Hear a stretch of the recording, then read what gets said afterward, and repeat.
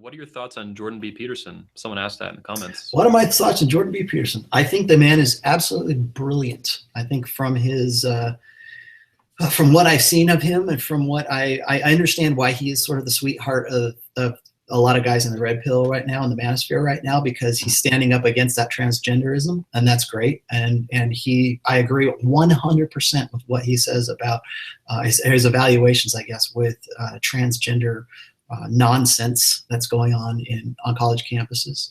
I think that it's a crime. Well, it would be a crime if he were to lose his job over that, because we need to, like I said, we need to test ideas in the crucible of open discussion rather than shouting them down or silencing them. I think that Jordan B. Peterson and I probably share a lot of the same ideas when it comes to stuff like that. Obviously, very well versed statistically and biologically and stuff. If there is one area that I disagree with him on, it is he's very blue pill. And I hate to say that, but he's still clinging to it. He's still clinging to that blue pill in the same way that a lot of the MRAs I know are very, we want egalitarian equalism, and that's an ideal when it's not. I also understand, and I mean, whenever I listen to the guy and I listen to some of the stuff that comes out of his mouth, and it's a lot of the same gender tropes that I hear coming from a feminine primary or feminine imperative, people who promote that.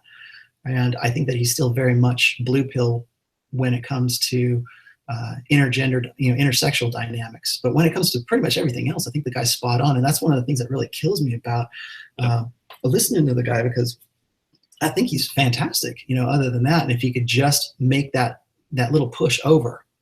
Well, it just goes to show that even being as intelligent as he is, and he's brilliant. I agree. I've looked at a lot of his videos too. He's still steeped in blue pill idealism and that world. It's hard to get out of it. Well, it's the same thing. It's the same disappointment I had with Warren Farrell. As Warren Farrell has this encyclopedic knowledge of gender differences and intersexual dynamics. The book he has called Why Men Are the Way They Are that should be a precursor to the red pill Bible or whatever, that is just spot on. It was written back in 1986, and the guy has had this knowledge in his head for, since then. And I really am disappointed with the guy, because every time I talk to him, he sounds like a feminist, but a reverse feminist, in that he believes that, we should, from a top-down position, change society to be more equal to men. And I'm saying that you are never going to have that equality, because men and women are different. And that, there you go with private man again, men and women are different.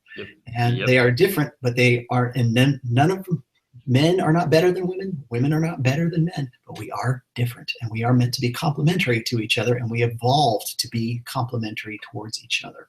And when you say different, you mean very, very fundamentally different. Fundamentally different, like psychologically different, like biologically different, endocrinologically different. Well, that just sounds misogynistic to me, Rollo. So, I mean. Yeah, well, and it does, and it sounds misogynistic and bitter and angry, and you know why it does? Because everyone has been brought up from a very early age to think that we're all the same, that we're all just, we all have the same potential, and yet we're still going to turn boys into girls, and we all have the same potential, and we're all the same except for the biology and the plumbing, but we're all the same egalitarian.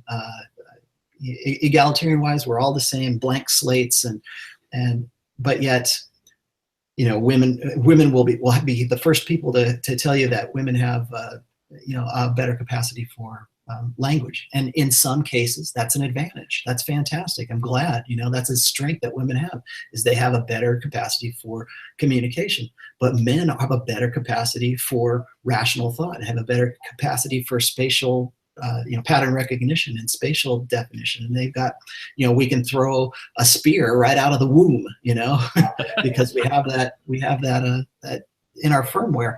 But we'll deny that about men, but we'll be happy to accept whatever's flattering to women.